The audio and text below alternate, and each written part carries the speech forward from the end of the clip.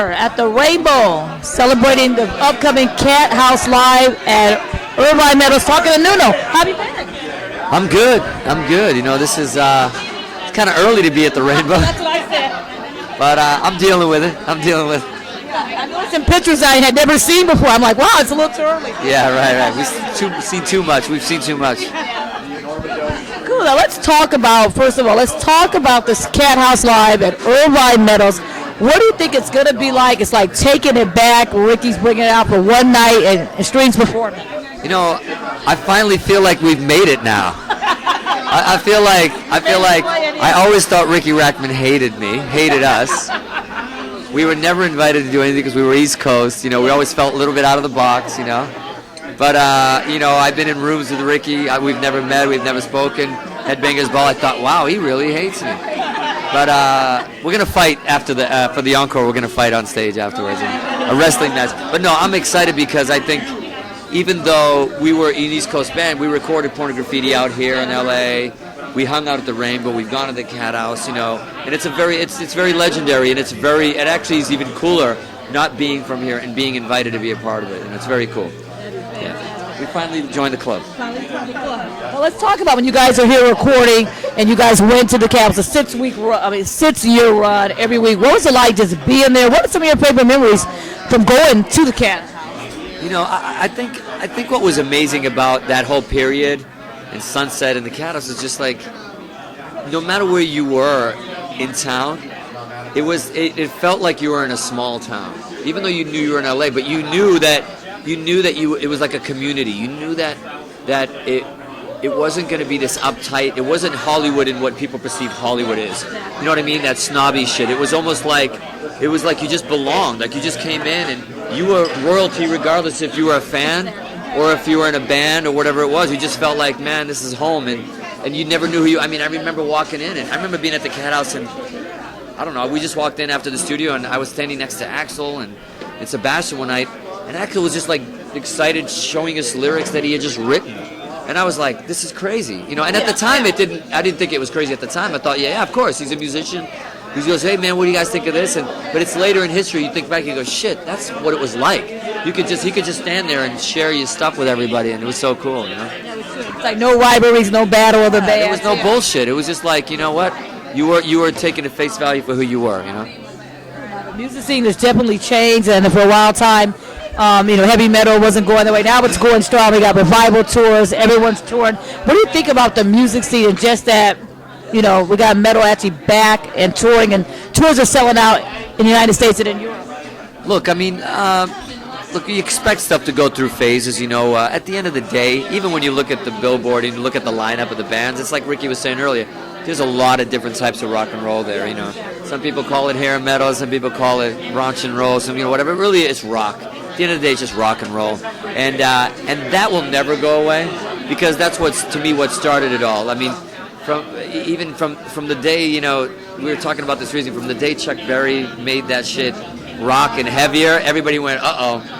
You know, that took it to a new level, took it to a different place, and then everybody just, you know, that edge on what everybody at that time was, the Beatles, even that were doing like what was pop music, that changed everything.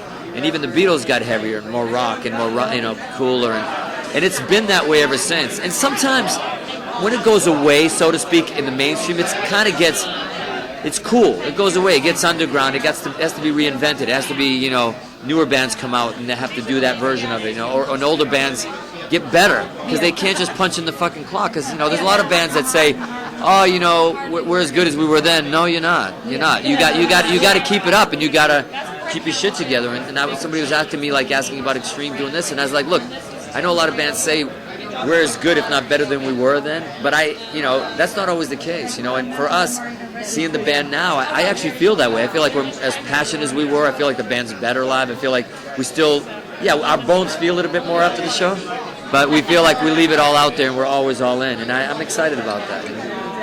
Now, we have fans that are coming in for this show all over the world. What can fans expect from the stream? Like I just told you, you know, I kind of answered that question. It's really, you know, no matter what happens before or after us, we have always gone in on stage with the mindset that, like, it's never been like punching the clock. It was never work for us. It was like, It was always like, this is the last show. Always, you know, any video, anything you've seen of the band, if anybody's ever said that we look bored or look like we don't care or look like we, even there were times when we were turbulent with each other, we still vented that on stage, and we still always, because we wanted the fans to always walk away that, especially people, we just did this cruise that we did recently, we'd never done that before, and the most thing that was said to us most on elevators everywhere we go, I had no idea. I'd never seen you guys before. And I can't believe I didn't know that, at least live, whether they liked the music or didn't like the music, that you guys gave us a show like that. And we're proud that way, that we always gave everything we got on stage. And lastly, got to ask you two things: current plans, touring and recording, and number two, what do you think about that Jimmy Fallon doing the doing the More Than Words? Tell you what, man, Jimmy, I was like, because they never told us, which was crazy. They kept it a secret. So I'm sitting in the West Coast. I'm here where I live. Gary's like, "Are you watching this?" I'm like, "Watching what?" He goes, "You got to turn on Fallon." I go, "I can't turn on Fallon. It's not on for another 3 hours." And he's like, so he's sending me clips, iPhone clips and iPhone pictures. I'm like, is that More Than Words? I'm like, holy shit. And then I see Jack Black and they're dressed like us, and I'm like, this is, I'll tell you what though, man, it's so flattering. I mean, it's flattering. I mean, it's an honor to have anybody do that, especially Jimmy Fallon and Jack Black. I mean, and to see, but I thought it was crazy and killer, and my phone was blowing up, and the whole world, it was going viral after that. We were like, what the hell is happening? But what killed me was when somebody posted something on Instagram where they sunk up both videos, one on top of each other. And what killed me was at the exact spot, wasn't the guitar was ever I hit a chord and Jimmy goes. At the same time I did, I'm like, you motherfucker. I almost cried. I was like, he nailed it. He nailed my hair movement. Yeah, Extreme is definitely in the process right now of writing stuff. Hopefully putting something up by the end of the year, if not the beginning of next year. It's fantastic. Yeah. I can't believe it. Yeah, I'm excited. Always good to see you too. Thank you so much. I appreciate it.